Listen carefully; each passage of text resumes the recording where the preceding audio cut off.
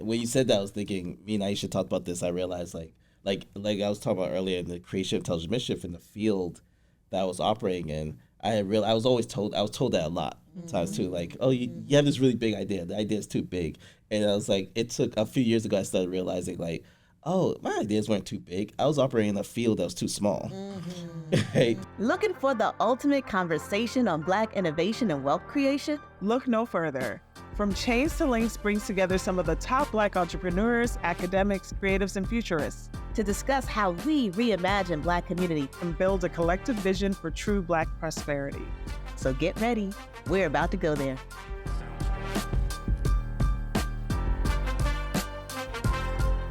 Welcome back to another episode of Chains to Links. I am Kelly Burton, your host, and I'm here with my co-host, Ify Ike. Hey, Ify. Hey, Kelly. How you doing? I'm doing well. You know, I always get nervous because we're both Jersey girls. I know. And just bringing all this beautiful Jersey girl energy to one room.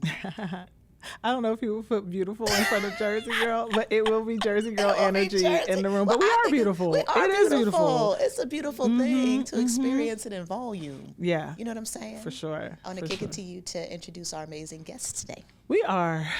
I hope everybody put on their spacesuit like I did today.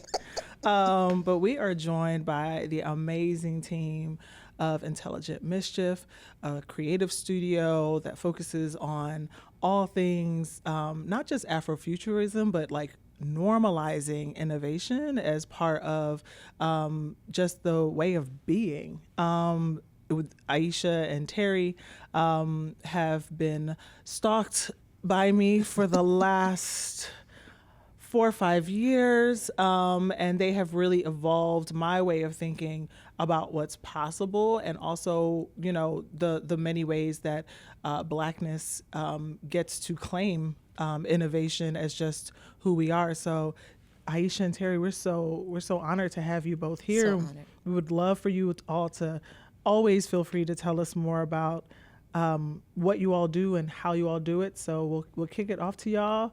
And Kelly, I know you have a favorite question you like to start off with as they introduce themselves. I do. Yes. I'm nosy. Well, that's what my husband tell me. I like curious, but he say I'm nosy. And I want to know a little bit about your origin story. Who are your people? Where your people from?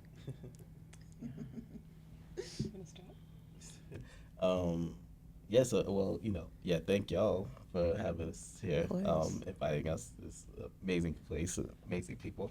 But Terry Marshall, I'm the founder and executive creative director of Intelligent Mischief. My people, my family, all of my family, both sides are from Barbados. Wow. They immigrated to the U.S. in the late 60s, early 70s. I was born. I'll be succinct with this. It's a complex weave of histories. Feel free to go. Yeah. All right, I'm here for it. I was born in Boston. My family had lived in New York for 10 years before I was born. And they had moved to Boston, according to my mother and everyone else I talked to, because my father was following his best friend. He was like, kind of like, New York is, played out. Boston's like fresh green. It's the hotness. They moved, but they had a large part of my mother's side of the family, my father's side of the family, all still living in New York. And so we have family in Barbados, Boston, New York. And I grew up kind of like, I went to Barbados every summer with my mother up until I was 15. And I became foolish. I was like, I want to hang out with my friends in these streets. Sounds right. And we would go to New York. Like, New York is only 4 hours away from Boston. So we would go to New York like every other month sometimes. So I feel like I was I feel like I've grown up in all those places. Now to go a little further back, what I recently have found out is actually my grandmother on my father's side is from Panama. My grandfather helped build the Panama Canal. That's how he met my grandmother and moved to Barbados. But he came from Ghana. Wow. And then there was apparently my grandmother's father was also Nigerian. Wow. So I still know all the stories of how they all ended up. But they ended up in Panama, helping build a canal, came to Barbados. So those are my multiple lineages I've recently found out. Man, that's powerful. That is powerful. I love it. I love it too. Aisha. So I'm originally from Trinidad and Tobago. I was born there and came to the States when I was 19, a while ago, to go to college. And my mom is from Trinidad. My father's from Dominica, another small island in the Caribbean. So yeah, that's it for me. My mom and my brother and myself migrated in the late 90s. And you came to New York? Came to Boston, actually. Boston. Is that where y'all met? That is kind of where we met. Yeah, basically. Yeah. Okay. Yeah. Boston. I'm telling you. Interesting. New edition. My husband, my husband was born in Dominica. Oh, really? Yes. Oh, Yes. He's from St. Croix. Oh, wow. Yeah. See that Oh, my island, goodness. island love throughout. There's a connection. So I'm curious because a big part of this conversation that we are trying to unearth with Chains to Links is like, what is the evolution of Blackness, and what is the evolution of Black community? So I'm curious, when did you first know that you were Black? And the question is really Black in America, but given that you weren't born in the United States, Terry, were you born in the United States? Yeah. You were. So I'm curious about your respective experiences. When did you know you were Black and or Black in America? Which is a bit of a nuance. Yeah. So, in Trinidad, like, people see themselves as Black, those who are Black. And when I realized that we saw ourselves slightly differently was I came for college, and it was, my first time being in a place I wasn't majority Black or people of color.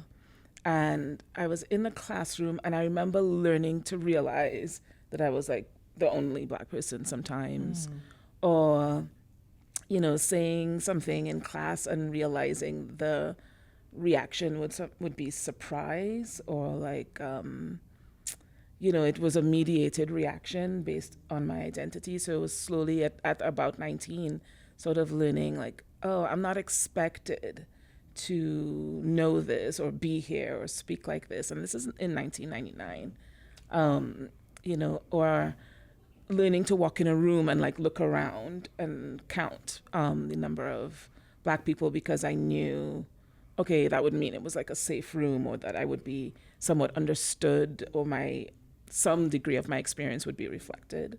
Like you needed to reach a critical mass of Black people in this space. Just to know, like, would my perspective be echoed?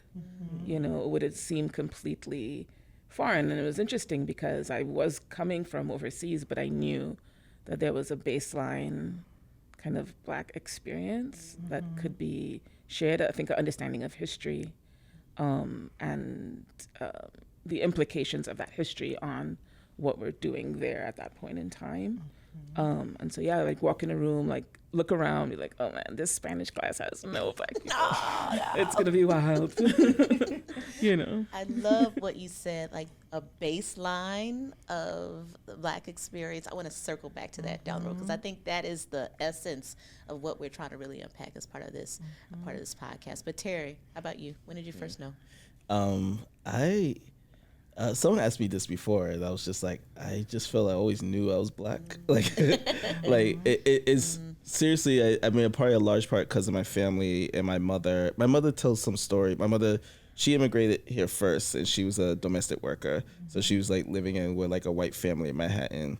And she just tells a story about learning about racism in America. Like my father had to they got cheated out of, they went to buy a car and they got cheated out of something. My mother then went back and like she cussed out the guy and something, and she was like, okay, this is how you have to operate in this country or something. And so I just remember growing up in my house, like we knew we were Black, or you knew there was a difference. You knew like mostly those with wealth were probably white, and so like that. Like I just always had a knowing about that, but I feel like it must have came from my family and my mother like saying things around the house. And then I was also sent to from first to 8th grade. I went to uh, a largely black Muslim school that was also like, you know, Afrocentric and stuff too. So I was like indoctrinated from a young time. So I was like keenly aware. I was, I was a lot of ways. I was like, what was the character on Good Times? Michael. Right. Yeah, Michael.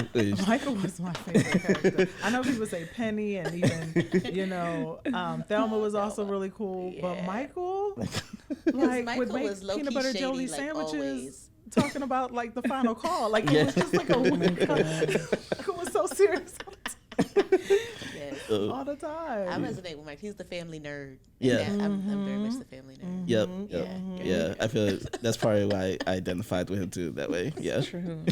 And as you all are talking about your vast experiences, which is all encompassing of this conversation, and maybe even the work that you all do, like some, you know, this episode is called, you know, Before We Were Black, and this concept of humanness and personhood, and I squint a little bit because I'm like, is that even possible? Like, who am I before I am black? And both of you all kind of raised different experiences around blackness and the knowing of it, but also there's a little bit of like storylines of like struggle or difference or what have you that are also part of like the pride and the safety of being black.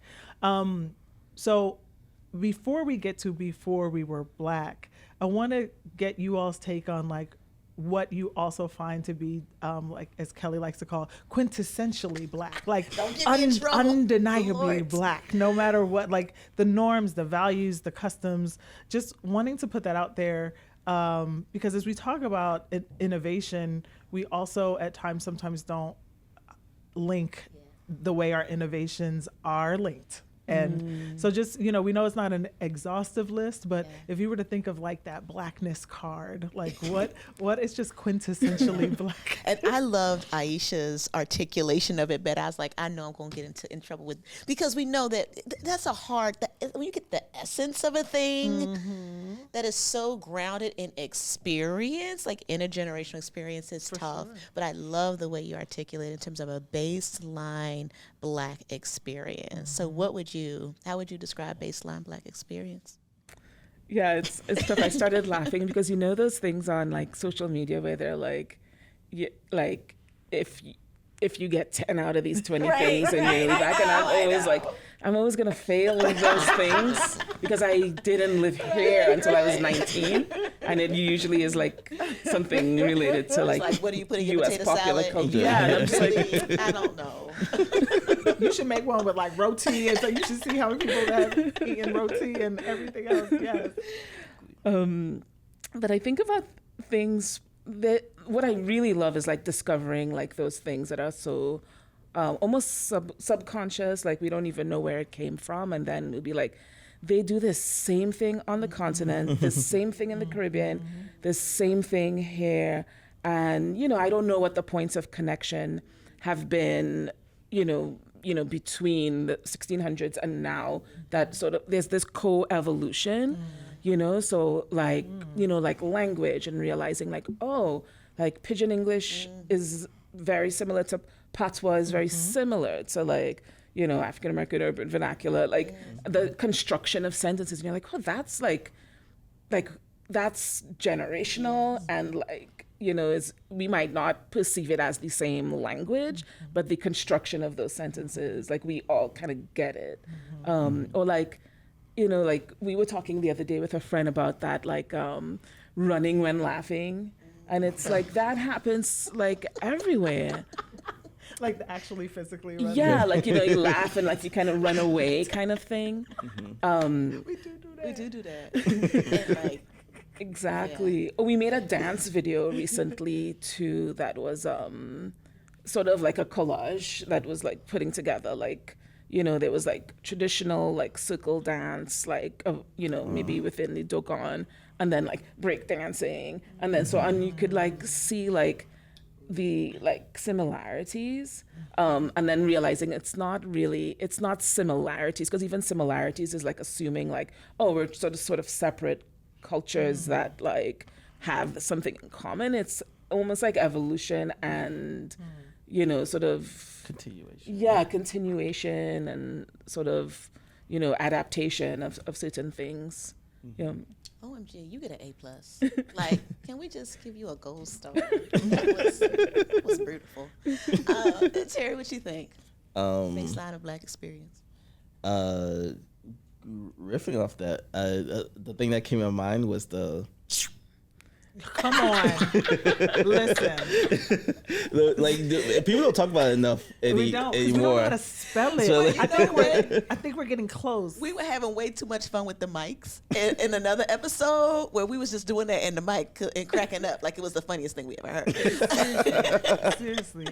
And I don't know if it's if I hear the T before the P, CHE, or the P, or if there's a silent Q. You know what I mean? Like, but we all know it. And the way you did it and that pause, like we all stopped. Like there's something about that. Yep. And you cannot make that sound to your mother. Yes. That's right. Yes. No. If you want to keep your kidding teeth. me? Oh my God. If you want to keep Oh your my teeth. God. There's always that. It's always like, you like, go and do this. What you do? No, nothing. nothing at all. No.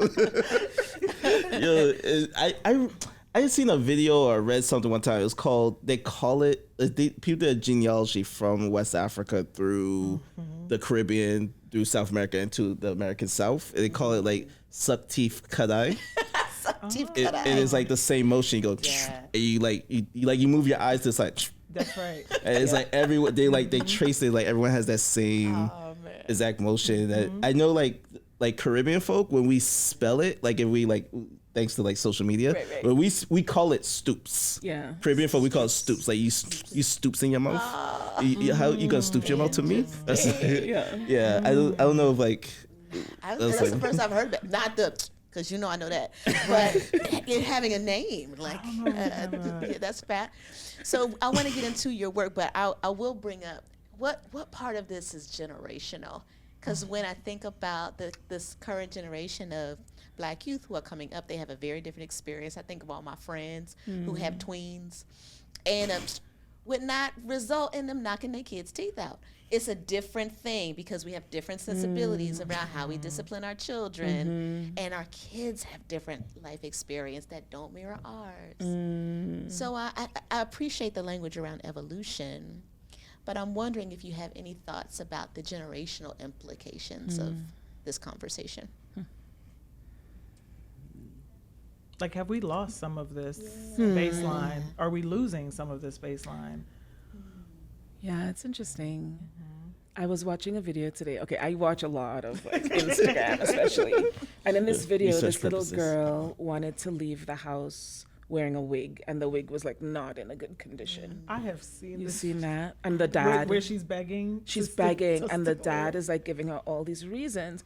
And I remember, I watched it today, I looked in the comments to see whether people resonated with me, like this feeling of like, let her have the joy of leaving the house wearing the wig. And I feel like that speaks to like some of the undercurrent of that change, because I actually cringed when he said like, it doesn't look good, because what I feel like he was saying is that we have to present ourselves a certain way to be respected, to be accepted, and so on. And I think that was the stance for like a lot of us growing up, is that, we had to like, it was respectability, and that was like how Blackness, we had to show up with like self-dignity, and, and I wonder how much of that was like non-freedom, that in order to win the approval and acceptance, of dominant society and culture, we couldn't just be, we couldn't have an idea of wearing a really ratty wig and walk out the house, you had to like look really put together, and your hair has to be neat. So some of it, maybe not quite the like toleration of disrespect for parents, but like, some of it feels like that, where it's like there's another wave of freedom, where I think actually, to be honest, like it might be also finally a wave where the idea of decolonizing is coming into the definition of liberation, especially for Black people, and this kind of like, we don't have to please anybody or be accepted. There's a way that we can sort of be completely free and, not be encumbered by that assumption.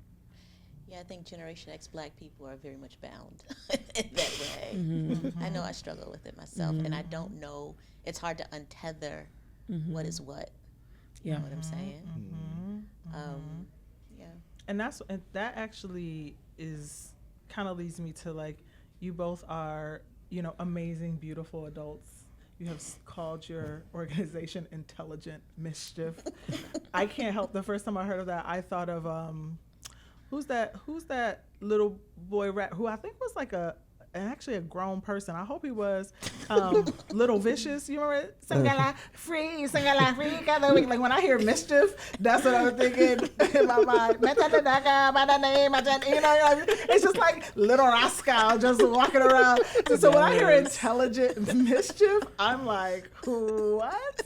And just wanna, because like I think when you were talking about respectability and you were talking about the untethering, and you all kind of like mashed like these two concepts that I think I've grown, especially in these years of movement, to it makes sense now, but I don't know if it always felt comfortable to talk about intelligence and mischief in the same space.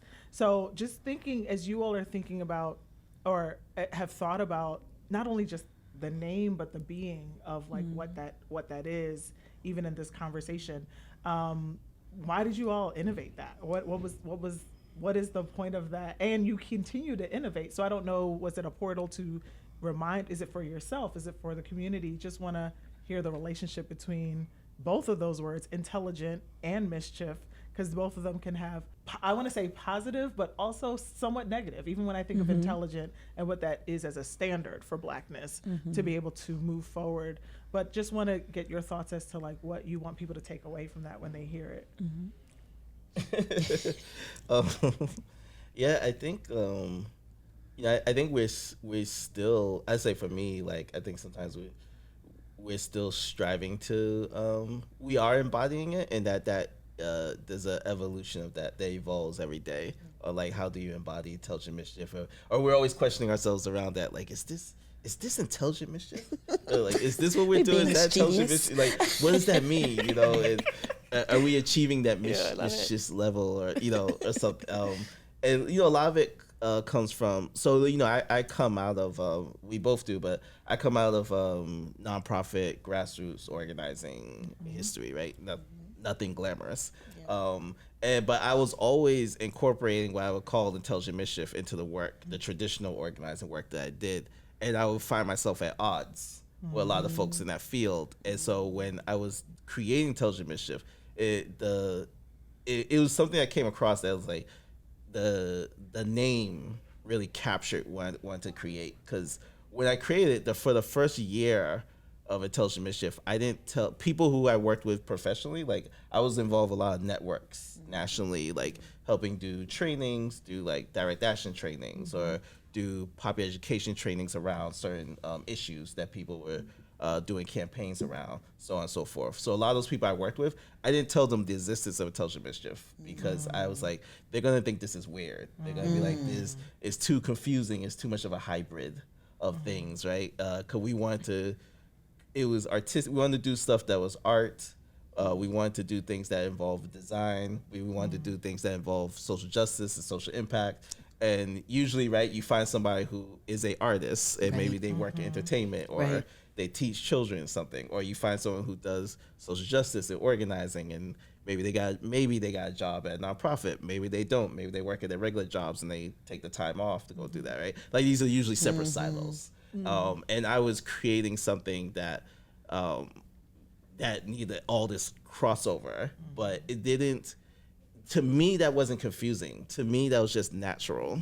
Like, I saw the pieces naturally, and it was like the word Intelligent Mischief really fit. I was like, no, this fits what I'm trying to create. And oftentimes I feel like I can't describe, or I have a hard time describing what I create, and this captured it, you know. English can suck as a language. I just want to say for myself, it's not always accessible to communicate. And right now, I just blame my parents because English wasn't their first language. So when I can't reach for the words, I'm like, I didn't really speak English when I was a child, probably from 0 through 18 months. So, but it's really, I find that the more we're like creating different spaces, the language or the concept for it is hard to grasp. Like it's hard to explain, and you can find synonyms, but like intelligent mischief actually makes sense without explanation. That could also maybe be quintessentially Black. Like we get it, but you know what I mean? But when you take that pause, and maybe when the dominant parts of us kind of kick in, then it's like, but why? Like it's the questioning of it. Yeah. You know what I mean? Does that make sense? That makes so much sense. I just got like goosebumps. It makes so much sense. No, because I've been thinking about, like as even we evolve our understanding of what it is or how it is in the world, it feels like it's for us it's really trickster energy, because that's the way we sort of assess, like, are we being intelligent? Was like, are we being trickster enough, you know, like, because the trickster is like intentionally subverting and like you know, and then thinking about you know, like learning about in recent years about like, you know, the way that often the way we've had to move is like with that trickster energy. It's like with a certain level of like opacity and like pretending to like, you know, go along with certain things, but having another plan or another idea, you know, pretending to be submissive or, you know, like thinking, you know, ancestrally. Yes. And then thinking about, you know, one of the trickster archetypes is like Papa Legba. And I was thinking about it recently and how like his you know sort of role is to sit at the crossroads, so it's like in the middle between these. Like, can you say more things. about this the story? I'm not familiar with too much about it, but I think Papa Legba is sort of either the sort of in Haitian voodoo is the representation of Eshu Elegbara from Ifa, from Yoruba tradition, and so it's the person who bridges worlds essentially. And Papa Legba, like his representation is like standing over the crossroads. So he's supposed to be bridging between the afterlife and this life, but, you know, bridging between things that are apparently contradictory, but he's also the trickster. So, you know, but we learned that like in the last couple of years, you know, I love that. Okay, things are becoming clear. Maybe the name is something that came and then reveal itself like afterwards, you know. The name makes me I'm like, I want to play, like you know. I think of the mischief of a child. It makes it for me energetically. It pulls me in for sure. Yeah, I want to be a part of it. There's this. You mentioned collages. Everything, even the way you describe Papa Legba, and I'm not saying it is the centering of you all's work, but it is. There are so many things that are interconnected in your work. You can see it in the designs. You can see it in your trainings and your workshops.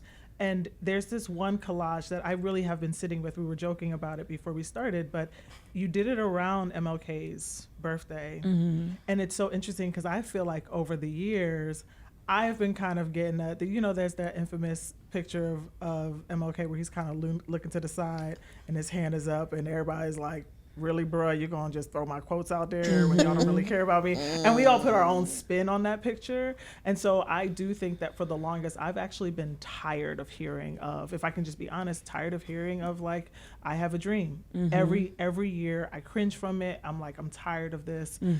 And I think there are a lot of Black people who even would consider whatever as an evolution of wokeness or whatever. They're like, we don't want to whitewash, you know, ... And you presented this collage. It may not have been the first time you presented it, but you presented this collage that had all these different imagery. And between the words and the imagery, you actually posed to the public, are we dreaming enough? And I paused because I didn't feel condemned, but I felt convicted. Because then I was like, what am I doing this day? Like, what should I be doing? Now, it is his birthday, so I ain't going to work. That's for the white people. They work on this day. They need to stop taking off on this day. But that's a separate conversation. But I was like, am I actually setting an intention around dreaming? Like, is there a way that this day could actually be different for us that is not about the output, which is what it's turned into, a day of service and doing and doing and doing. But I just wanted to, this is an innovation space, and I wanted to ask you all, like, are we dreaming enough? And maybe related to that, are we dreaming big enough as it relates to not just Blackness, but the innovations that we have, right? In this lifetime, are we dreaming big enough? And this is somewhat subjective. Don't worry, the listeners won't get y'all afterwards. So feel free to, share how you really feel.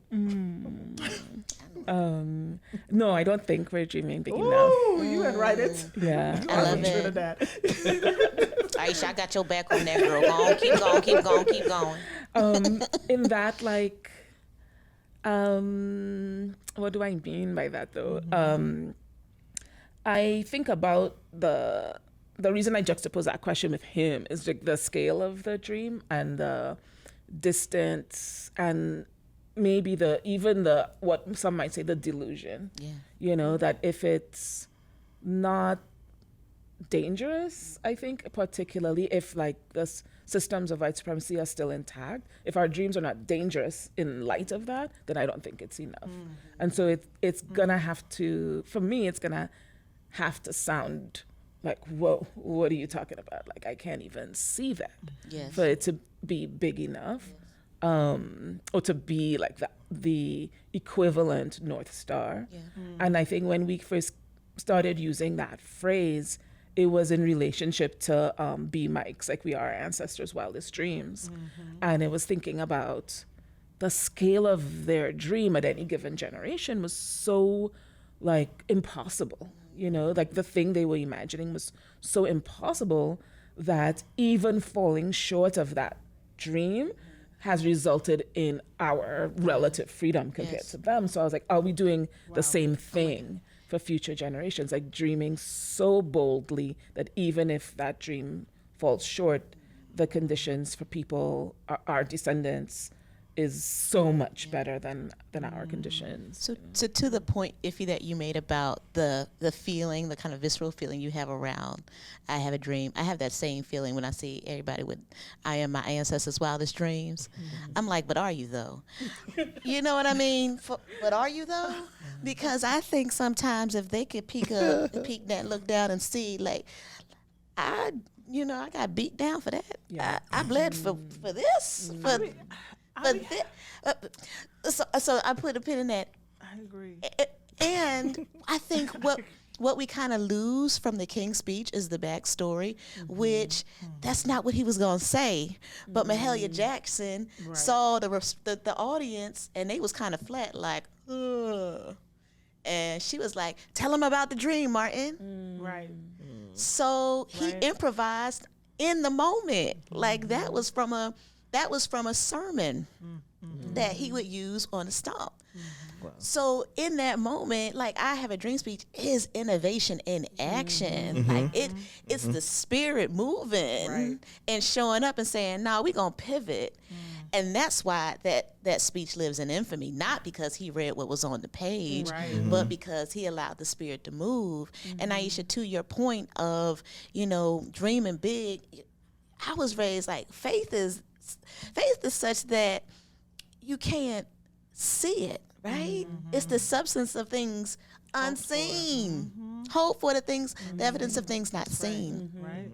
Right. So those are the kind of dreams that I'm trying to latch on to. The kind that requires some faith, that it's not enough for my brainy self. Because I think, one thing about Kelly, folks know me well, I got a lot of self-esteem.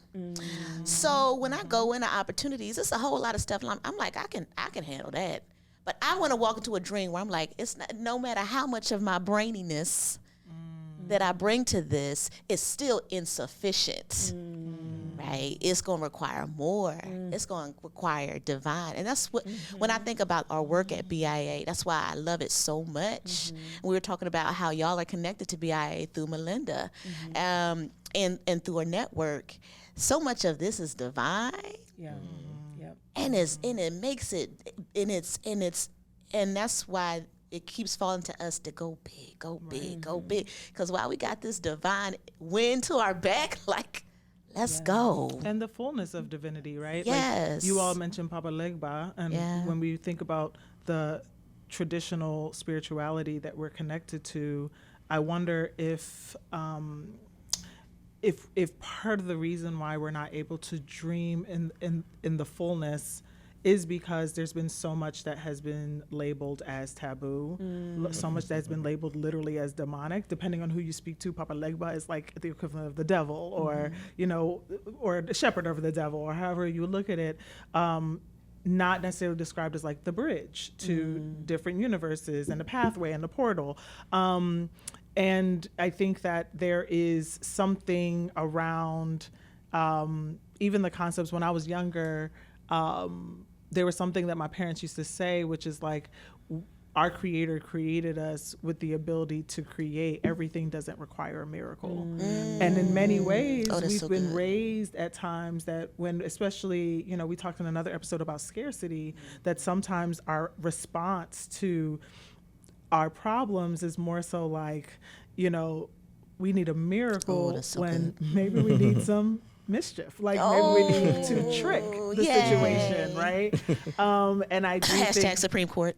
I mean, and I think and then there's these institutions that do make it hard for us and kind of remind us of where we're at.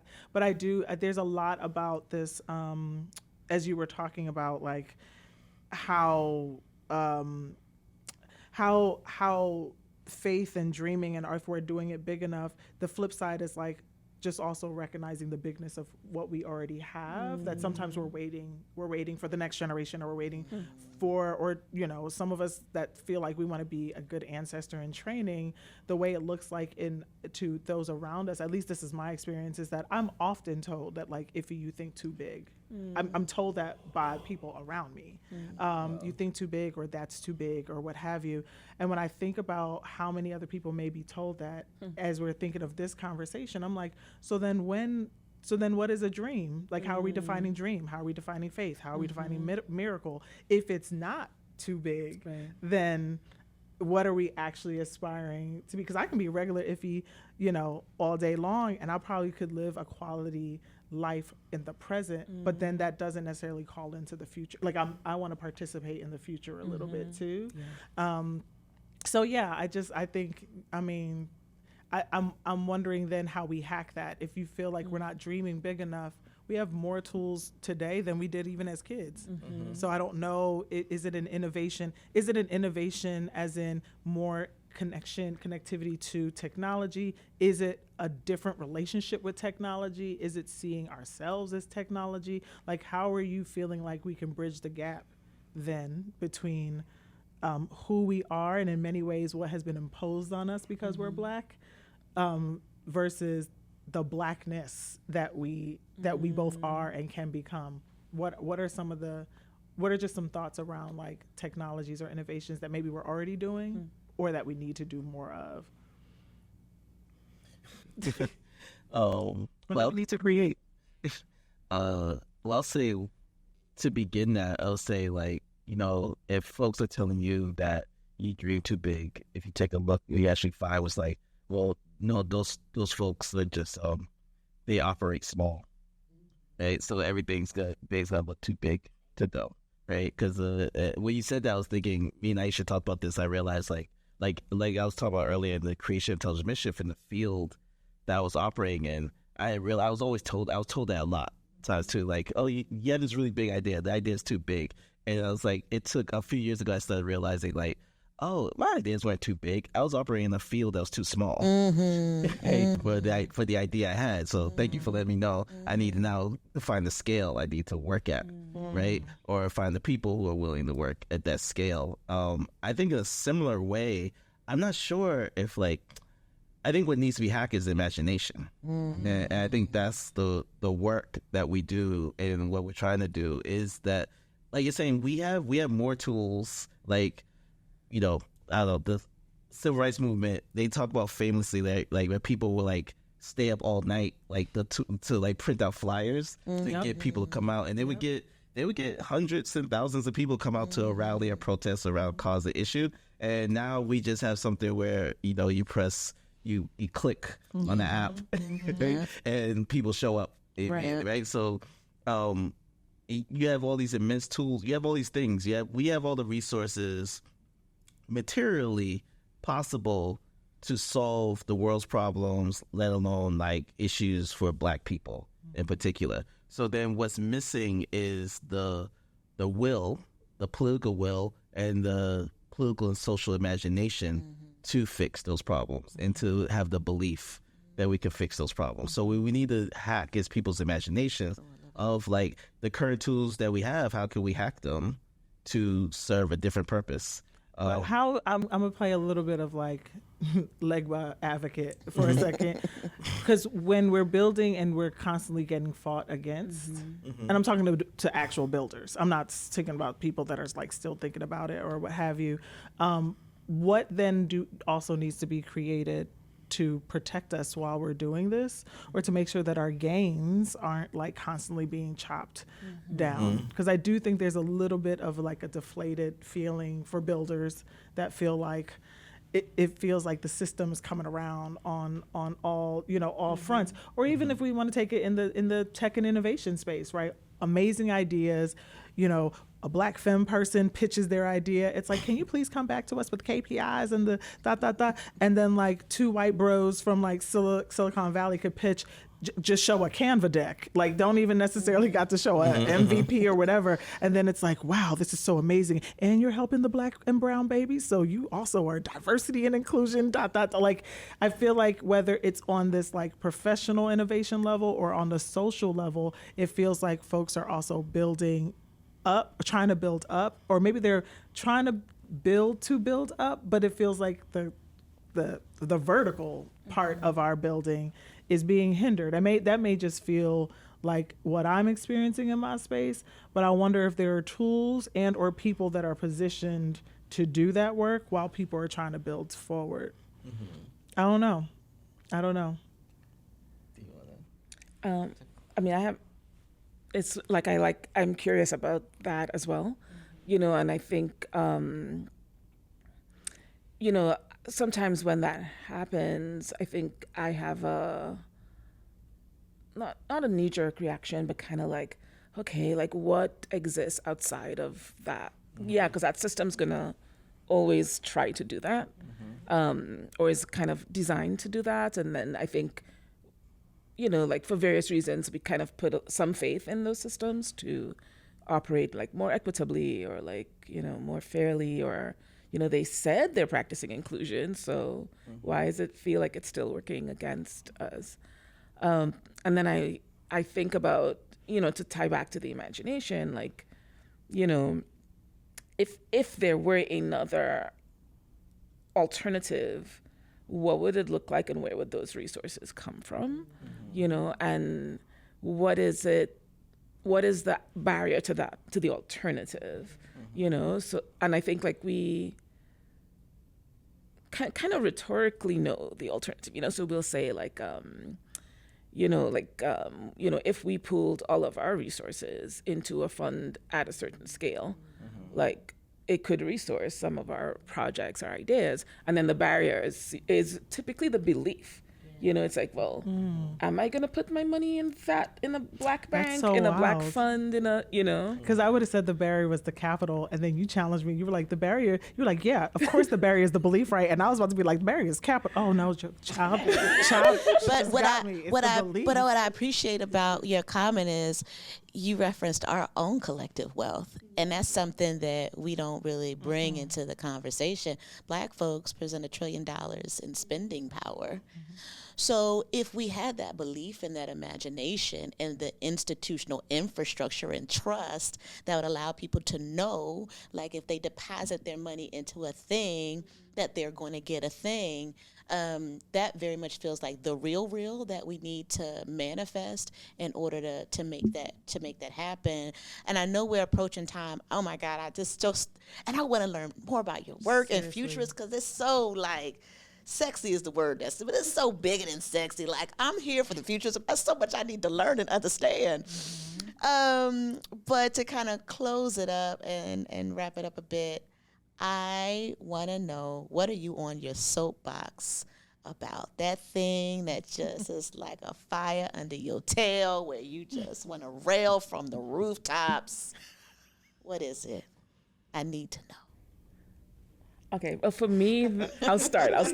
For me, these days, honestly, it's been utopia. And part of the reason is like we get so much pushback around utopia. You know, like it's kind of like used as a slur. So like it's like if you imagine a society that actually loves and affirms Black people, like I've heard people say to us, well, that's like utopic thinking. It's never going to be perfect. Like there's going to be like issues, even if it's an, you know. And I'm like, okay, calm down. Like utopia, it's not that I think we can create utopia. I understand humans. I've been around for some decades. I get it. Humans have, you know, and it brings me a lot of pain that humans have within us. We have the ability to create harm, you know, like, and unnecessarily, you know. I feel like other creatures don't necessarily do it unnecessarily, but you know, but we use utopia as a tool. It helps us imagine, and it's a sort of a way to like temporarily remove some of the barriers, especially barriers that are due to oppression versus just being human. Yes. And so, you know, it's you know, been an act of like really rallying self-confidence. Be like, no, we believe in using utopia. We're going to say the word utopia. We're not going to get accused of like utopic, fantastical thinking as a bad thing. It's like, that's actually not a bad thing. We actually like should use it to help us develop our strategy, especially long-term strategy. So that's kind of been like, you know, like kind of digging in my heels around like, no, still going to use, you know, utopia as a tool. I'm here for it. Terry, how about you? Ditto around utopia and fighting for it. Within that, top of my head, I do have to say the fight for and convincing Black men to embrace a new sense of masculinity that turns away from the current manosphere attraction that I see happening, and I because it keeps coming up in my social media. Unpack Manosphere. Oh, Manosphere. That sounds like it's got its own heroes and its own fights and its battles. Like exactly. You just described it. It's just for those that are listening, Aisha is shaking the head very like that part. It is. It's just a largely online, but a social movement that is driven by misogyny and men that are like is to me an extreme hatred of women, but convincing men that this is the true path to liberation, and that they're being oppressed by women by actually oppressing Black women in particular. Black women in particular, very seriously. That my thing. The reason Aisha shake her head is because I'll spend time watching these things, but out of like frustration and like figuring out ways of combating arguments and things like that. Like, Aisha's walking through a living room. I'm like, Andrew Tate. She's like, oh God, I can't. I'm like, it's research purposes. Right. You know, but it's like, but it's a lot of stuff, especially because grew up being a hip hop head. Is so infiltrated hip hop that like I realize like I'm watching hip hop. All of a sudden it's Manosphere, and I'm like, what happened? What's happening here? Okay, like it's not like my younger generation solved misogyny. Like that's not true. But like stuff I'm seeing, I'm like, whoa, what is going on? Like what are younger dudes hearing and getting? I'm like, okay, we got to really clean this up. You know? Even the ones that were like really conscious, right? Yeah. Like. When I was younger, I was listening to like the conscious the neo soul kind of rappers, and you be like vibing. And now it's like I'll hear like the F word that's used to like be a derogatory term to especially those who are cis male LGBTQ folk, right? Used very flippantly. And I'm like, this was supposed to be a song about like walking through the park and just like being free with nature. Why does that word fit in? It's a choice, and it's one of those things like. That it catches you even in the spaces when you're trying to edit, that it's like it really is around us. And sometimes I think about how even as femfolk, we also adopt some of the manosphere as well, and the ways we treat each other. So that's a big space. Yeah. I got $2 on it. I got 2 on it if you start building that out. And I guess the final question is, who is your favorite Black innovator, real or fictional, dead or alive? I'm gonna go with Shuri real quickly. So oh, yes. Oh, who? Shuri? No, say more. Black Panther? She's the new Black Panther. Oh no! Yeah. Wow. Yeah. Mm-hmm. You saw how I saw that? It was like Black Panther. Oh, she's really yeah. Have you seen Black Panther 2 yet? Yes. Oh yeah, Shuri. She's in it. Okay. Oh, the sister. The sister, the side, like the. Yeah. She's an inventor, She scientist. is an She inventor, is. a warrior. Yeah. Right? I love that. How about you, Terry? I'll go with social scientist, W.E.B. Du Bois. Yeah. Oh my God. So foundational to our Seriously. understanding of ourselves. Kelly, I don't think I've asked you that question. What is yours? Who is yours? Uh-oh. I don't know. I think I need to think. What is coming to mind is Pauli Murray, who is a civil rights icon who has been lost to history. But she essentially wrote the legislative Bible that served as a foundation for the Board versus Brown versus Board of Education, and so many other stuff. Like, she was Rosa Parks before Rosa Parks, and she is an Episcopal minister. Just the evolution and the freedom with which she lived her life, and brilliance, and how she was always like, Oh my gosh, yeah. you know, ahead of the time, like in every iteration of her journey. It's just a beautiful story. Shout out to Pauli Murray. It's for real. Yeah. We thank y'all. Thank y'all Thank so you, thank you, much. Thanks for having us. So grateful. Yeah. Next time, I Thank you, feel like I everyone. just We're drank going to have to bring y'all back and talk Evian or about something. That's the Evian episode. That was so refreshing. Aisha and Terry, where can folks find y'all? Where do you want to be reached at? Or do you want to be reached At all. We will protect your Yeah, privacy. definitely. No, they can find us on Instagram at Intelligent Mischief. Awesome. Love it. So y'all have to know how to spell mischief to get to them. Okay. Thank y'all for joining us for another episode of Chains to Links. We will see you next time. Hey, everybody. Hope you loved the episode as much as we did. Join us at blackinnovationalliance.com to continue the conversation. And remember to subscribe, like, And share the podcast as we continue to build the movement for true Black prosperity.